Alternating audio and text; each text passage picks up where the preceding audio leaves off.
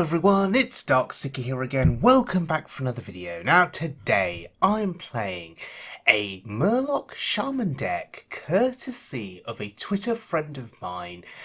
His name is Hylung. He always comes up with awesome creative decks and it is a pleasure to play this Murloc deck. So this is an aggressive deck.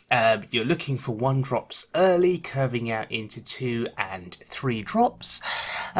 Yes, this deck is vulnerable to AoE, it's vulnerable to, I guess, large taunt minions that can block the way, but this deck has a way of, I guess, refilling the board quite quickly. Your Murlocs are cheap, so when you're going up against decks with mass AoE, try not to overcommit. You can buff the health of your Murlocs with Cold Light Seer. You have Gentle Megasaur, which can also buff them. You have Scargill, which is a new Murloc legendary card. Your Murlocs cost 1. That is pretty awesome when it comes to refilling that board. What else have you got in this deck? Well, you have Everything is Awesome, which of course gets cheaper to cast dependent on the number of Murlocs that you have on the board. 2 copies of that card, allowing you to get some pretty swift lethals if you're able to get Murlocs to stick on the board. And of course, Underbelly Angler, which has to be the best Murloc card in this deck. Essentially, when you play a Murloc with the Angler on board, you get a Murloc in hand, and that is just awesome board refill once again. So let's have a look at this deck in action on the Wild Mode ladder. It is a competitive deck for sure. You can win games very, very quickly. And starting out against a Warlock. King Rastakhan. So I'm gonna dump all of this, and I'm interested in drawing a couple of other good 1-drops here. Finley is good, and we have a nice 2-drop to follow up. Finley, by the way, is a card that can just help you win the game outright because of the hero power that you can choose. Side effects. No. So, life tap here, the Warlock hero power, will allow us to keep our hand full. It'll allow us to repopulate the board, and that is just potentially a game-winning play. We keep our opponent under constant pressure. The trade-off is that we lose a bit of life, but that's okay.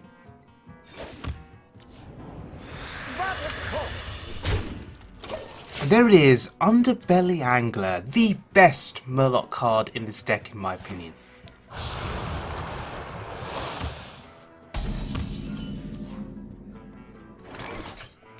So going up against a Warlock here, how much do we want to commit to the board? We are fully aware that he will have Hellfire, Defile. That's pretty good. So, looking at the ordering there, I played the Angler first because I wanted to get a Murloc back to hand.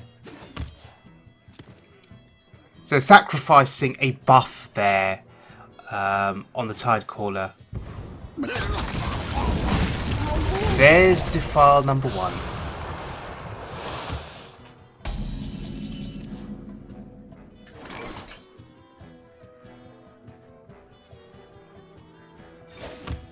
Just keep tapping here. Keep drawing into options.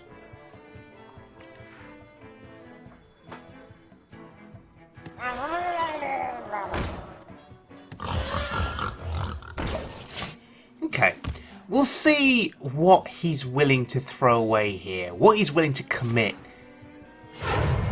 to deal with that Tidecaller. Oh, well, that's interesting. That's a that's an Emperor. I was about to say that's a Ragnaros. No, that's an Emperor. Question is, do we kill it? or do we ignore it?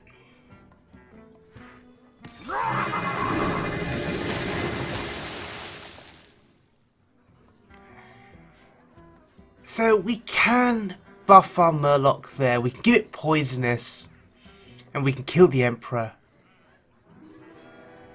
But I really want to go face here.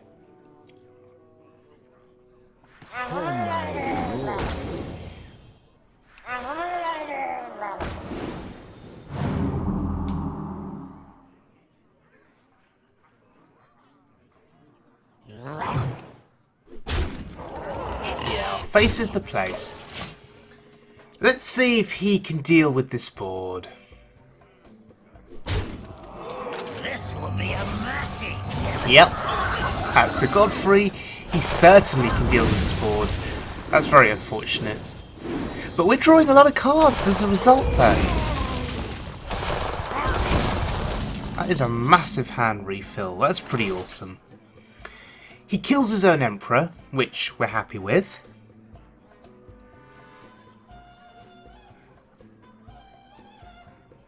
Question is, how much do we want to commit once again?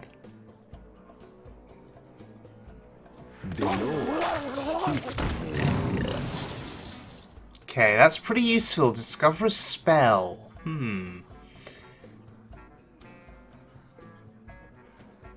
With these spells, these class-specific spells... Okay, so... Those are Shaman spells. Fine.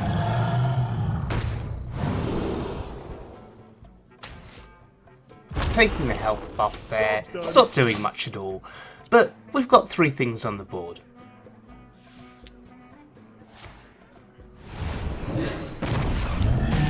So what I'm looking for here is an opportunity to go wide on the board and then to buff my board. That's what I'm looking for. But right now he's doing a pretty good job of controlling that board.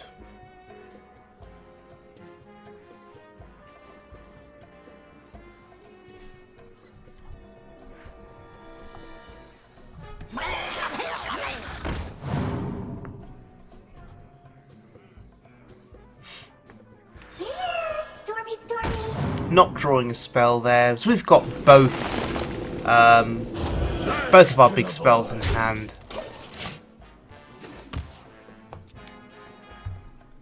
Still putting him under a bit of pressure though with his health total.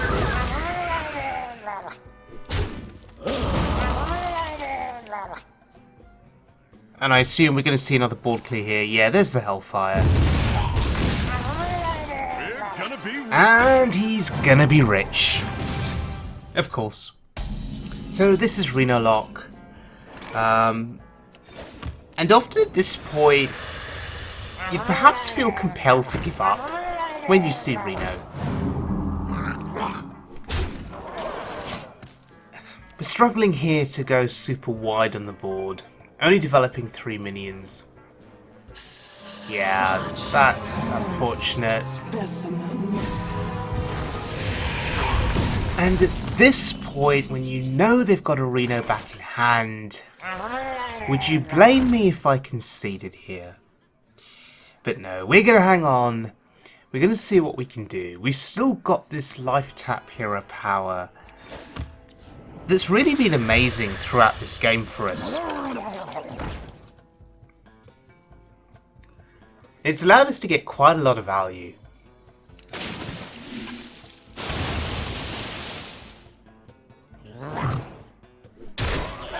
So I'm going to keep this board clear to protect my Angler and to protect my War Leader. Those 2 cards are very important.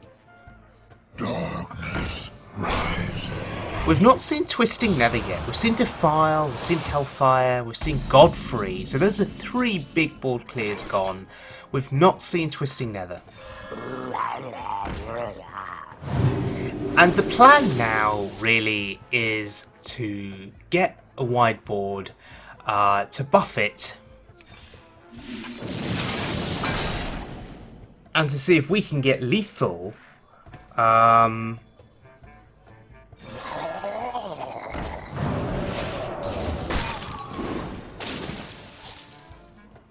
Okay, that's a cheap Murloc. I mean, that's pretty good here.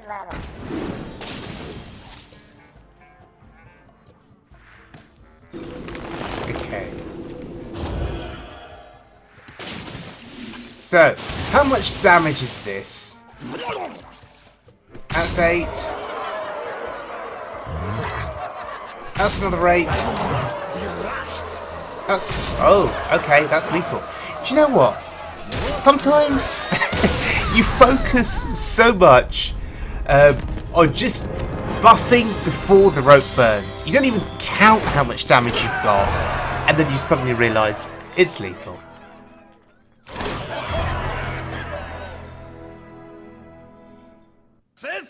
Okay, going up against a priest.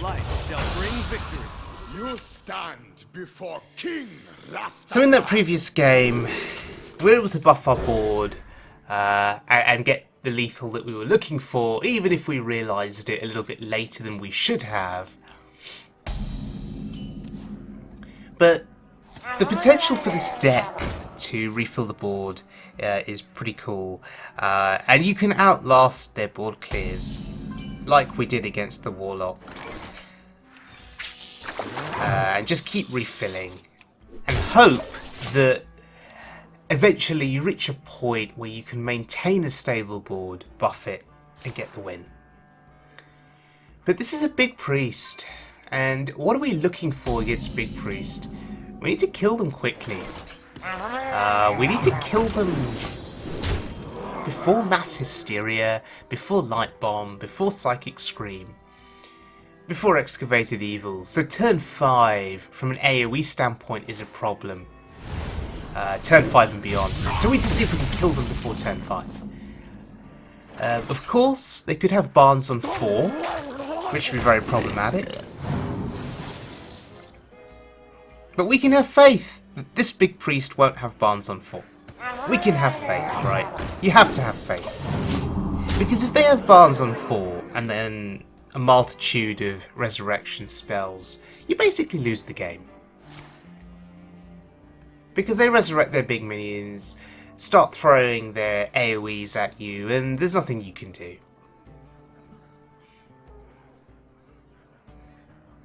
So clearly he does not have Barnes on 4, which is a good thing.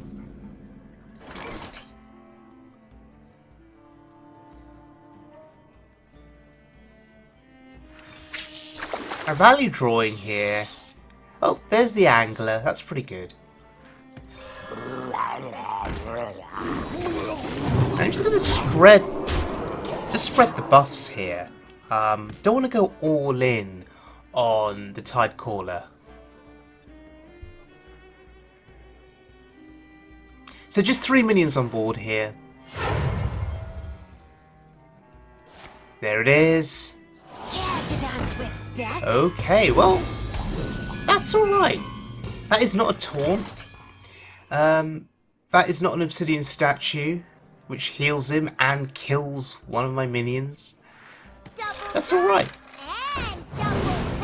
And now, we just keep buffing our board.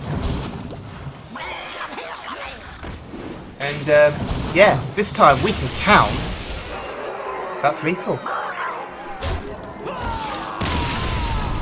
So just like that, against a big priest, they were just way too slow.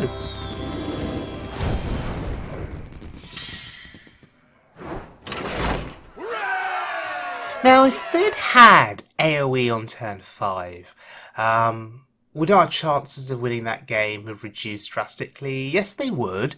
But we had the Angler in hand, so we could then have recovered after that instance of AoE, and then hoped that, let's say, they don't have any more AoE, at least for a couple more turns beyond that. And then maybe we can recover and still win the game. So, yes, Hylung's Murloc Shaman. Tremendously fun deck to play. I love Everything is Awesome. I think it's brilliant. And just playing the Underbelly Angler, which is now my favourite Murloc card in the entire game. Just so much value associated with that card, especially if you can combo it with Scargill. Let's say if you have 10 mana, you play Scargill, and then you play the Angler for 1, so that's 5 mana left to play with. And then just keep playing Murlocs from your hand and getting Murlocs back to hand. Just absolutely tremendous.